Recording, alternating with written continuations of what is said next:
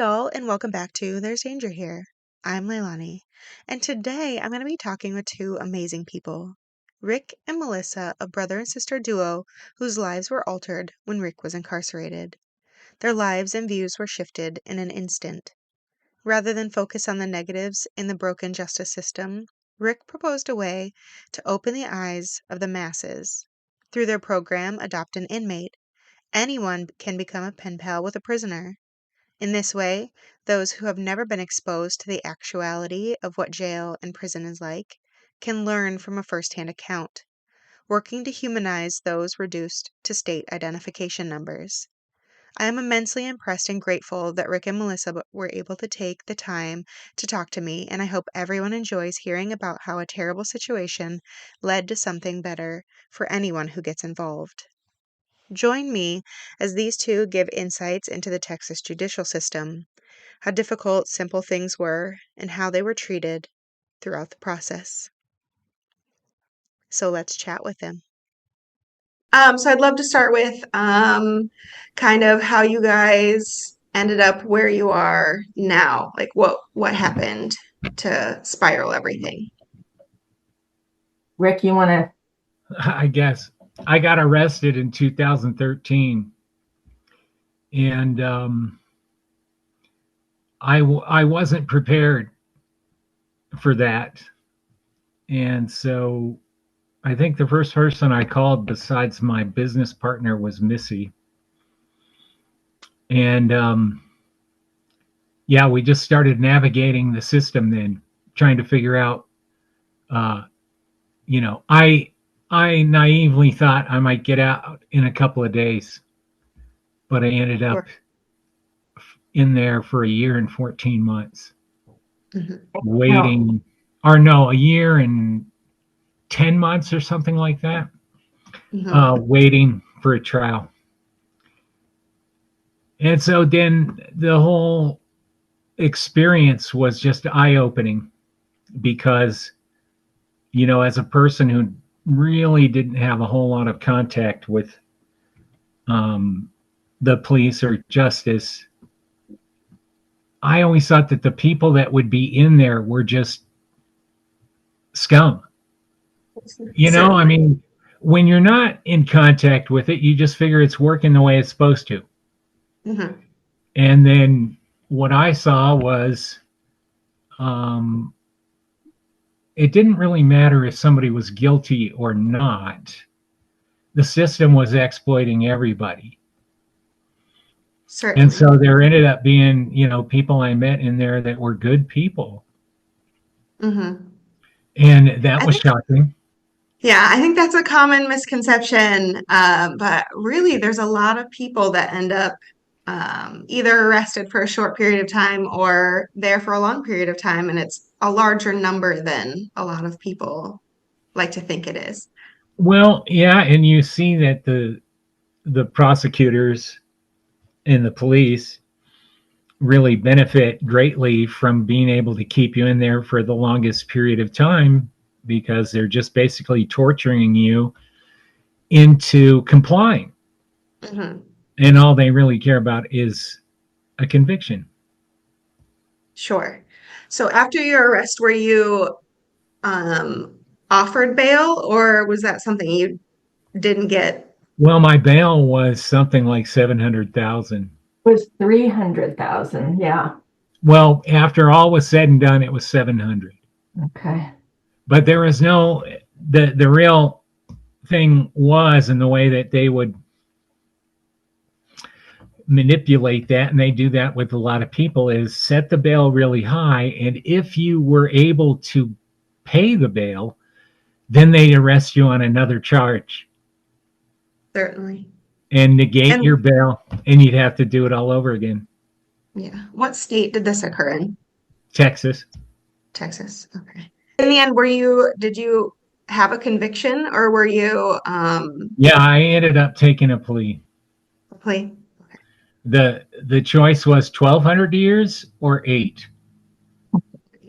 Okay. So Did you do the full 8? I did 6 or just shy of 6, and then parole for the rest of it. Okay. And it was all in Texas? No, I did an interstate compact because Missy had moved in with mom in Oregon. So it was really a surreal experience the day that I got let out for parole. I got driven to the airport and put on an airplane. Okay. What are some of the differences between the state systems that you were in, did you find? Well, I wasn't in prison in Oregon. I was just on parole. Mm-hmm. So I can only compare, I only know what Texas is like. Okay. So what was that situation like for you? Well, it was um, surprisingly better than jail. Yeah. Um, because you could walk around outside. In jail, there was just a concrete box for rec, which you couldn't see over the wall to see anything other than, although I got moved around a lot while I was in jail. And so I did get to be in a dorm where outside rec was just a chain link fence. And so you could see the world, but there was no windows in jail. You couldn't see outside when you were in your cell. So that was really the only time you could see any kind of scenery, a tree or a bird or whatever. And all of the food in in county jail was soy based. So by the time I ended up my sentence, I had the worst bursitis. Um, I couldn't even lift my arm up. And as soon as I got to prison and was able to eat actual meat, Mhm. that went away. It was like magic. Yeah. I have not heard great things about the food, I don't think, anywhere. Yeah. Let High me, carb diets, usually. Well, as far, even the food in what? High go carb ahead. When you're diets. done, I want to talk about it from the outside perspective. Yeah, Yeah. I just I was just going to finish up and say prison food wasn't all that great, but it was 10 times better than jail food was. So, like I said, there, while the whole experience was, pretty traumatic and horrific, prison was better than jail. Yeah. That was a unexpected for all of us. So when the day he was arrested, I was living in California and I was on my girls' weekend trip in Sausalito, and I got a call from our dad, and it took a few hours. It was later that night. It felt like it was 2 weeks, but when I actually look at the facts, it was the same day that we were able to talk on the phone. But when you're thrown into this situation and don't have experience, I had no idea how to get in contact with him. And fortunately, I was with all my girls, and they all helped me figure it all out and get the phone account set up. And at that time, phone calls in Travis County were $27 for 20 minutes. Oh, wow. And all my girlfriends had a bunch of cash, for the weekend, and all their hands came out with $20 bills giving me money so I could put money on the phone. And so I'm skipping ahead, when he got moved to prison after the conviction, um, so there's like a 6-week intake period, and we were used to talking a couple times a day or more. Hmm. And but in Texas, when you first arrive at prison, there's a 6-week period where you can't make any phone calls. And so, of course, we were horrified and nervous and worried about what was happening with him. And we kind of felt the same way. Prison's got to be worse. And so we just were in the dark. The only thing we could do was handwrite letters. And I have all of his letters. I have a big box with all of his letters that he sent from jail and prison. Mm-hmm. And so it's I don't I kind of feel like most of this is by design. I can't say which is or isn't, but I just don't see any reason why they can't use a phone for 6 weeks. Well, he was arrested in July of 2013 and he got moved. It was like November or October. It was Yeah. November 14th or something like Yeah. that Okay. right. And of 2014. yes, right. And so when he left jail, they don't let you take your property.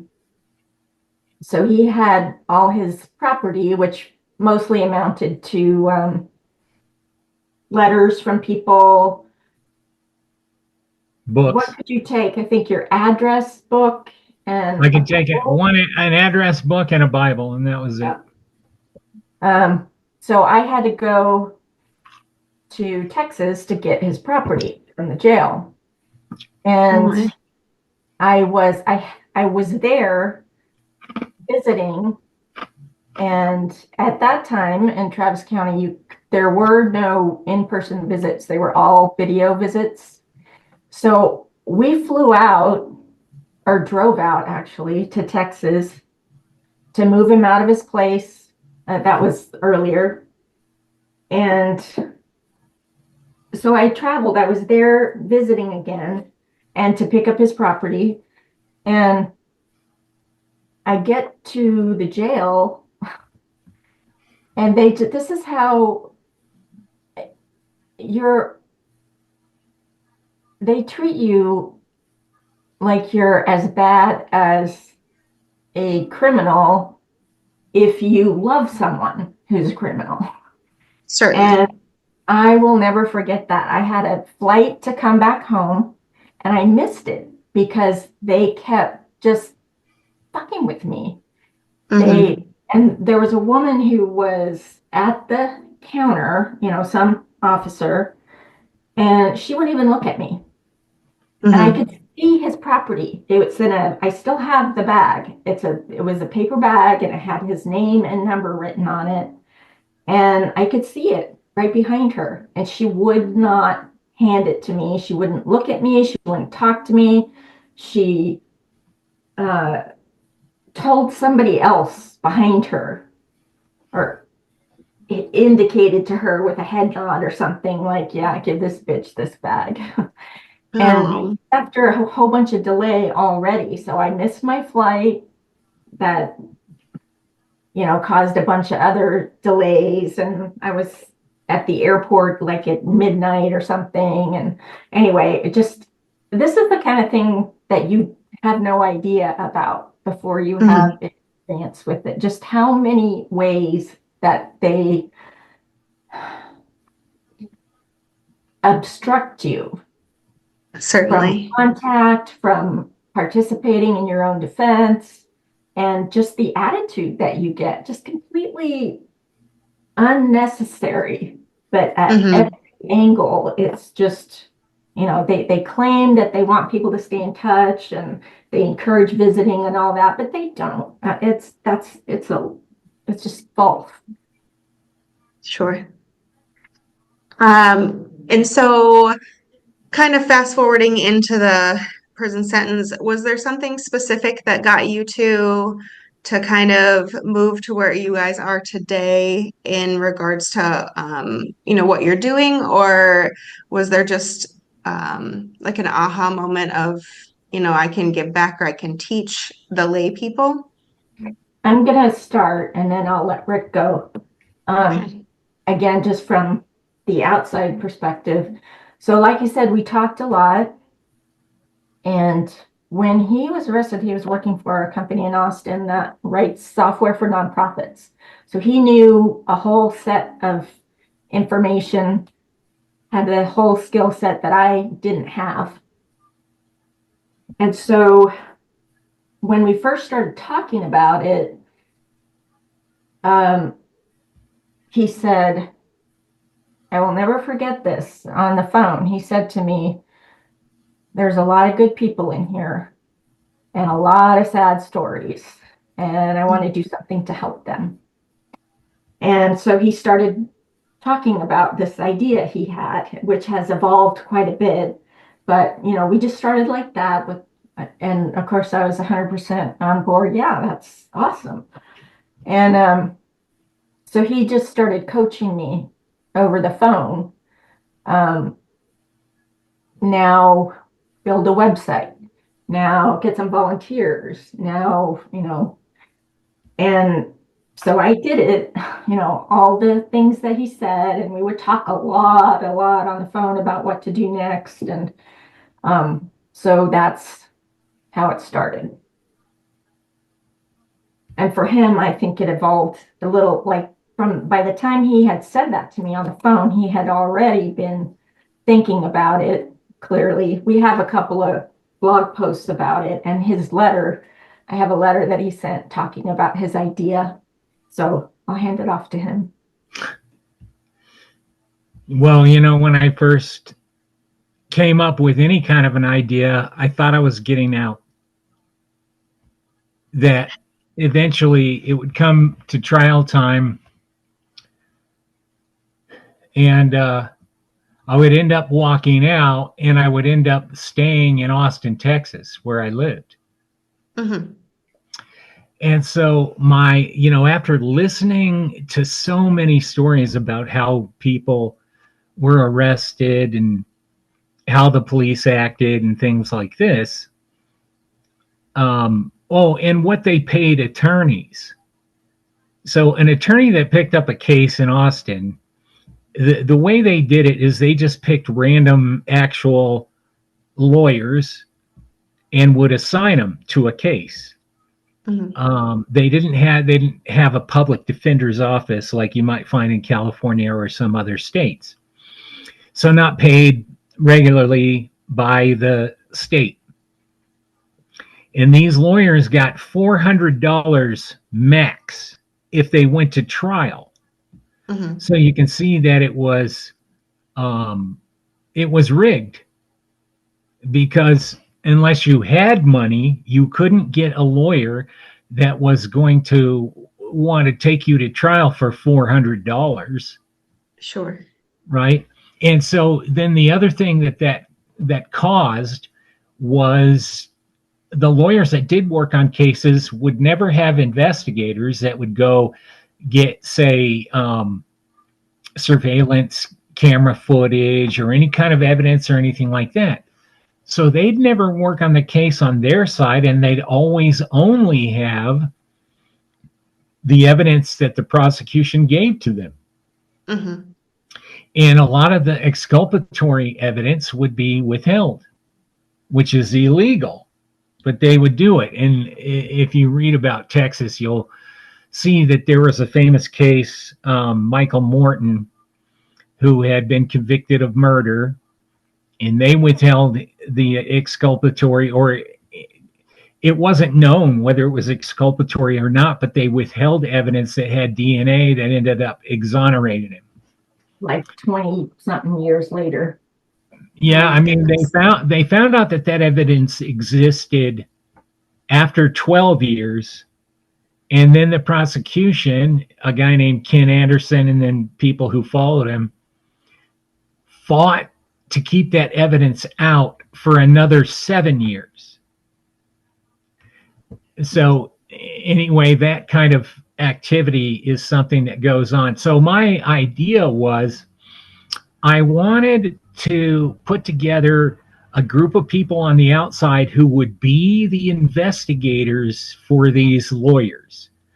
and do it on a voluntary basis and say, okay, I'll go to this store where this robbery is supposed to have occurred and get the evidence. You just need to give me credentials so that I can be an investigator, blah, blah, blah. And then another problem that happens in Texas is that you have your wallet on you when you get arrested, right?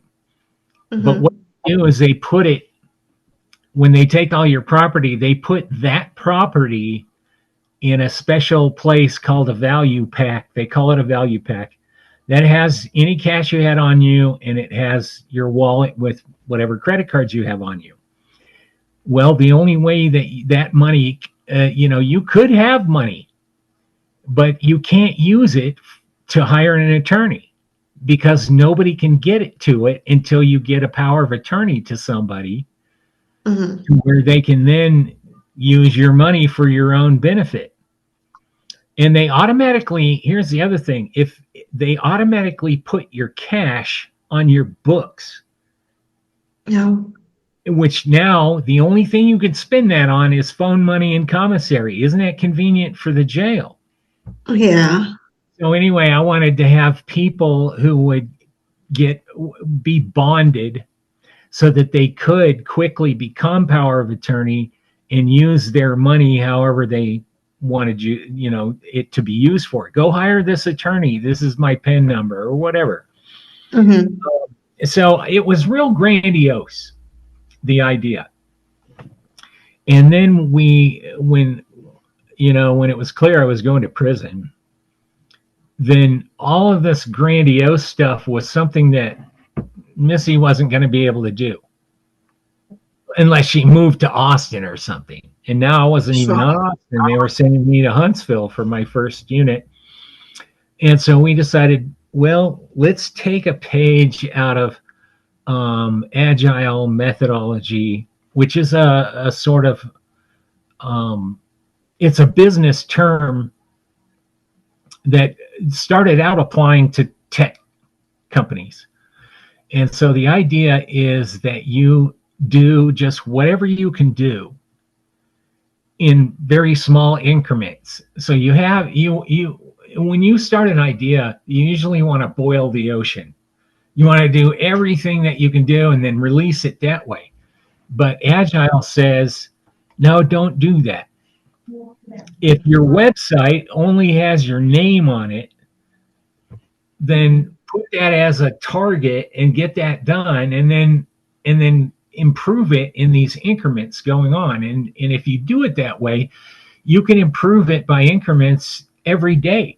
You don't have to wait for some release cycle or a target date or anything. You just keep making improvements. So that's what we decided. And we said, what's the smallest thing that we can do that might have the biggest impact? And we decided that it was getting people on the outside to write letters to people on the inside.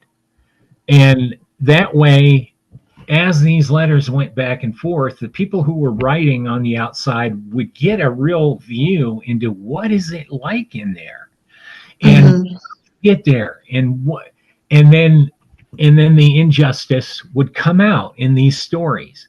And so you would have the people that were writing the letters would be one at a time converted to seeing how horrible this system is. Sure. And so then if we could get 10,000 people or 100,000, or, we'd start off, let's see if we can get 5 people to write people in prison. But eventually the goal would be, let's get people to write all 2.3 million people that are incarcerated in the United States. And that's a huge number, and that's a huge number of individuals that have their minds completely changed from what they thought the justice system was like. And that would have the biggest impact on society, instead of trying to do some sort of a campaign that reached out to 100,000 people or whatever. Just let's do it one at a time. This is the most sensible thing. So that's how it started. We just decided, let's take this one thing and see if we can get good at it. We started doing, at first,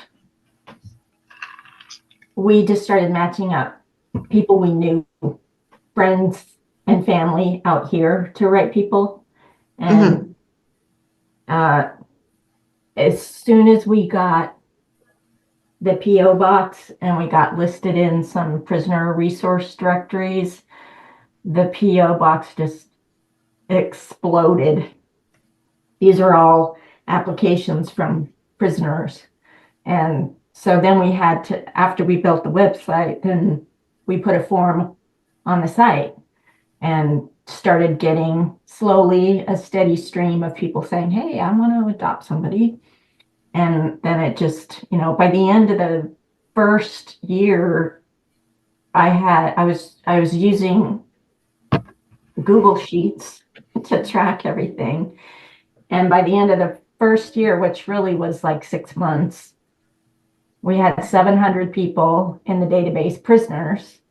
Mm-hmm. And we had doubled that in the next year. And now we have well over 16,000 from all 50 states and a whole bunch that are still waiting to be entered. And so first we started just having people write letters, but then we started doing little favors for people because most families can't afford those phone calls. Mm-hmm. But they have no way except writing letters. And so a lot of our calls, when Rick would call, would start off with him rattling off a few cell phone numbers. Hey, send this text this person and let them know, blah, blah, blah. Mm-hmm. And then there was a friend of Rick's, I forget his name, Rick, but the guy who wanted to, this was in jail still, and he wanted to send his wife flowers on their anniversary, but he wanted it to be as though he were out. That was actually in prison. Oh, it was? I thought it was jail. Yeah, okay. Anyway, Yeah. so that was not an easy thing to do, but we did it. And, because like he wanted to write his name, he wanted to write the little note on the little card, Mm-hmm. There's no way for him to do that in there. And the finances, how to get it paid for and get it ordered and everything. And it took a few tries because if I sent him, I went to a florist, a grocery florist, and I picked up some of those cards and I mailed them to him. And of course, they rejected them. Mm-hmm. Of You course. can't send blank cards of any kind because then they don't have to buy them. They can Yeah. only buy greeting cards from commissary. And so I think what I had to do eventually was write something on one of them. And then he finished filling it out and sent it back to me. And, so the favors started getting a little bit more complex. And Mm-hmm. I remember Rick saying that he woke up in the dorm once hearing somebody talk about adopt an inmate. And he was like, hey, that's my family's. That is not. So it started really with word of mouth on the inside in Texas.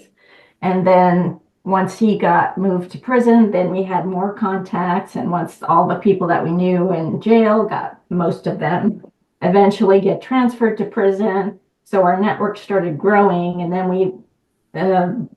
I finally realized, wait a minute, there's women in prison too. So then we started reaching out to women's prisons, and it wanted to happen. It's one of those things that we don't really have to do much to keep it going. It's just going. That's great. Now that you're kind of, nationwide and you have all of this, do you anticipate like growing, or is this kind of your wheelhouse where, you want to do the adopt an inmate and have people writing and hearing stories, or is there a plan? Yeah, it's definitely growing. Um, we just launched this new campaign that Martin was talking to you about, and we're hoping that that's going to put us on the map and get us a lot of attention and educate people. Sure. Did you want to speak on that a little bit? Yeah. Um, so there's a documentary that I watched years ago. I think it came out in late 1990s or early to late, yeah, 1998 or 99, something like that. And there's a middle school in Whitwell, Tennessee, very small town, smaller than the town I live in, which is 5,000 people.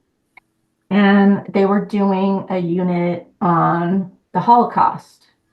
Mhm. And one of the students said, 6 million. Like, I don't even know how to comprehend 6 million. It's just too big of a number for me to fathom. And so they decided, well, let's collect 6 million of something. And they decided on paper clips because it was a symbol of resistance during the Holocaust, which I didn't know. So this documentary goes through their whole project and how they got started and how it grew. And to date, they have something like 50 million paper clips because people are still sending them. They have an exhibit at the school that has brought lots of recognition to the town. And one of their problems they had to figure out a solution for was where to house the paper clips. And there was a German couple in the town, and they managed to get an actual rail car that was used to transport Jews to concentration camps. And so they have that's the museum. And now they have a artifact exhibit. They were someone's personal collection of artifacts was donated to the school. And now they have a little museum there, and they even have video tours, which I have ours recorded, where she was going through and telling the whole story, how they got started and what they're doing now. And so it dawned on me that we should hijack that idea and uh, collect 2 million of something. And so because drop a dime is a common phrase in prison that essentially means you're a snitch, you're providing some needed information. And so our idea is we're going to snitch on DOC, and we're calling it, the whole overarching campaign is called Drop a Dime on Injustice. We want to build the mobile cell, and eventually, this will be the final phase, eventually tour it around different regions and let people spend 10 minutes in the cell. And we're hoping to do the same thing that the Paperclips project did, which is have a space where the mobile cell can be when it's not touring, and what Rick is calling PIE, P-I-E, for prison immersive. Is that right for the I? Interactive. Interactive experience. So where people can actually get a fairly authentic experience of 10 minutes, in a cell. And then we have all kinds of other plans to fill out the whole experience. So if we collect 2 million dimes, that's $200,000, which is probably about what we're going to need for the build. There's a local reentry organization here that helps find employment for people who have released from Oregon prisons.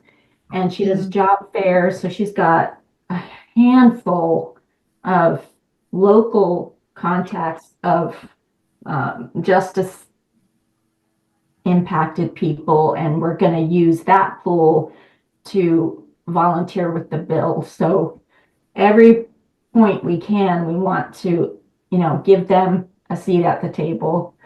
And so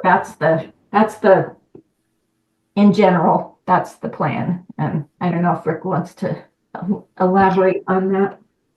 Well, it just works with our kind of overall philosophy, which is the reason the justice system hasn't been changed is because there's not a lot of people out there who really understand it and have had any experience with it. And the people who come to the realization that things are broken, the only way they come to that conclusion is to have contact with it. Probably if you talk to anybody in your circle that has changed their mind on justice and thinks that the system is broken, is because somebody that they knew or a loved one or themselves got thrown into the system. Mm-hmm. And And so a big that's part of the whole thing about writing letters and this project here is to get people thrown into the system in a way, and to, even if it's a small amount, they can say, hey, this is how they house people, Mm-hmm. you know.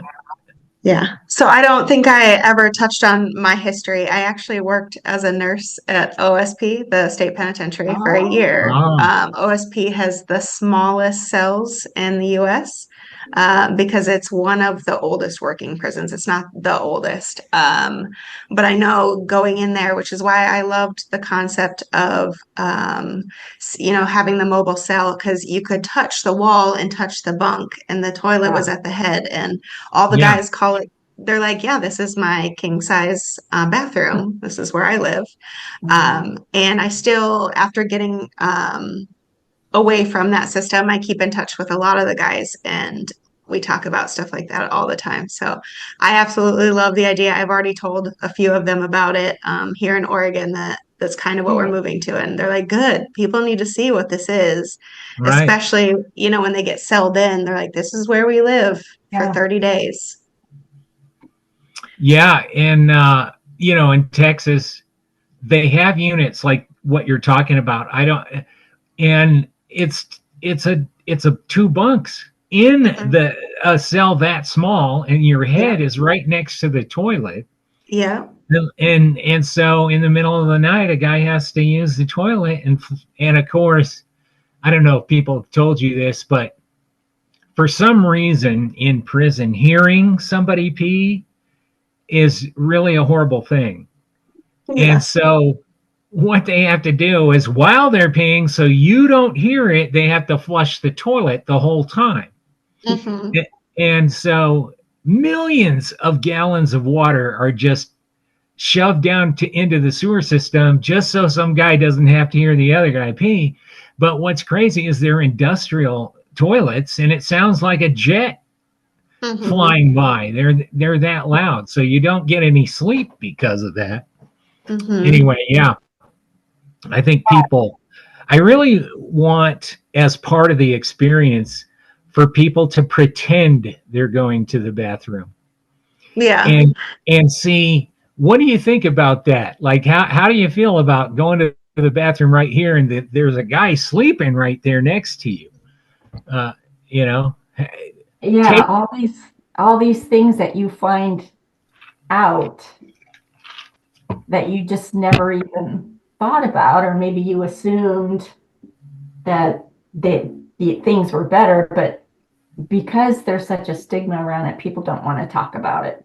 So we're trying to Hmm. make, number one, we're trying to make it okay to care about someone who's locked up, about someone who may have committed a crime. That's okay. Hmm. Um, and also just educate people about, dispel some of the myths, um, because it just doesn't get talked about. So people remain hesitant. Hasn't.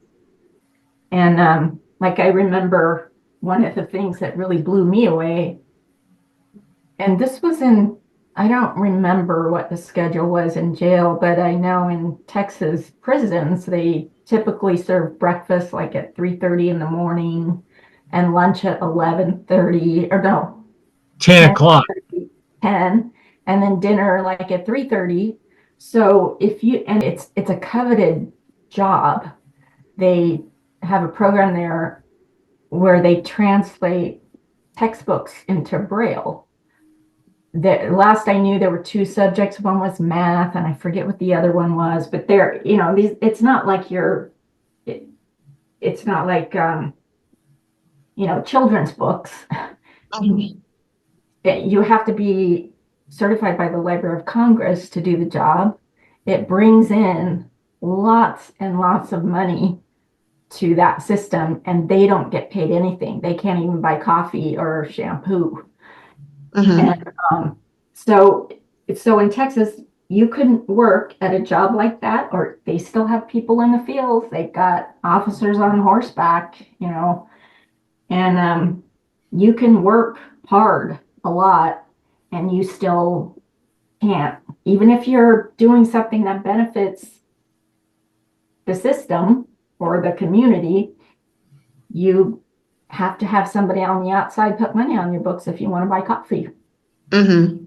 And if you're a grown man and you can't have anything to eat from 3:30 in the afternoon until 3:30 the next morning, you have to buy food to supplement.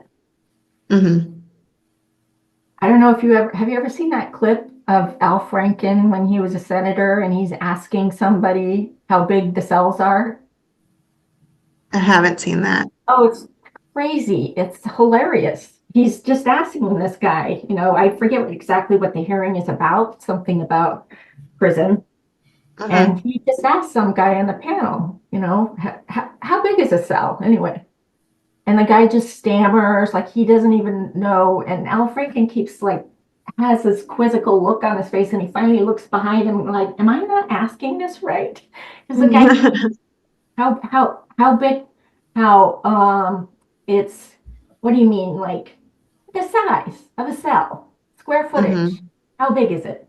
Well, and he can't answer, and finally he just kind of guesses, and he's like, okay, so that's like the size of a small closet. And this is the thing, like people who involved don't even know. People who are making the rules don't even know what's going on. Yeah.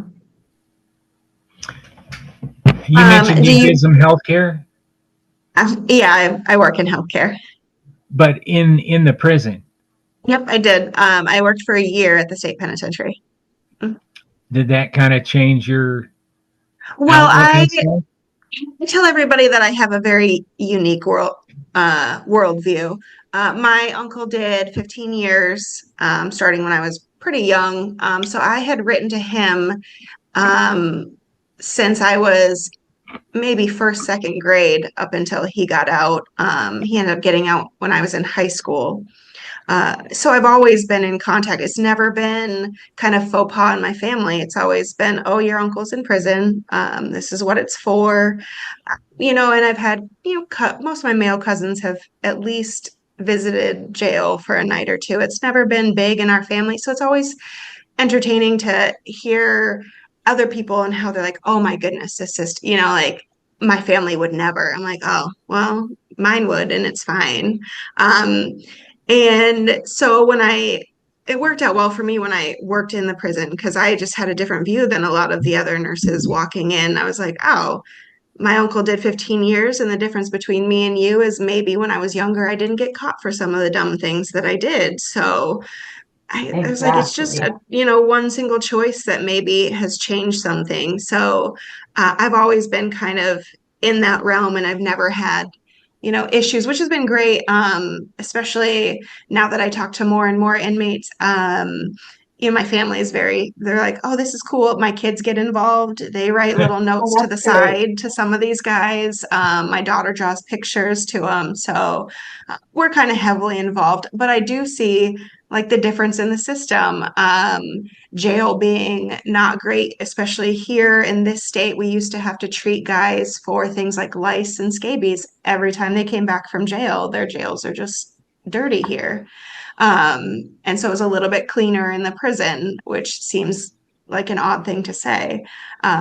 But yeah, so I think I have a pretty unique view compared to a lot of other people, but I can appreciate the system and how people just don't understand it.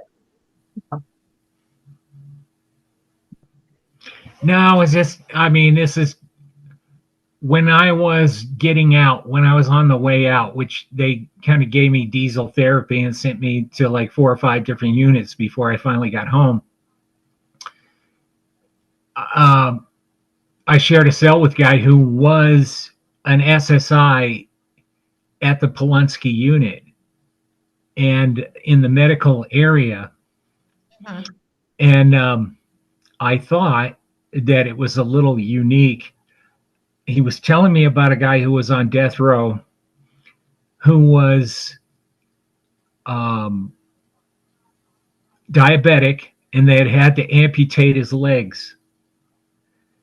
And several times, like they keep working up from his ankles to his Mhm. thighs.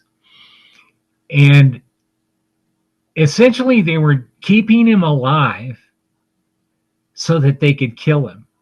Yeah. Yeah. And, you know, he would tell me stories about this guy screaming in pain because they were cleaning his wounds so they could, you know, get him Yeah. patched up because, you know, you got an electric chair coming up soon. Uh, Yeah. Which and seems then ridiculous.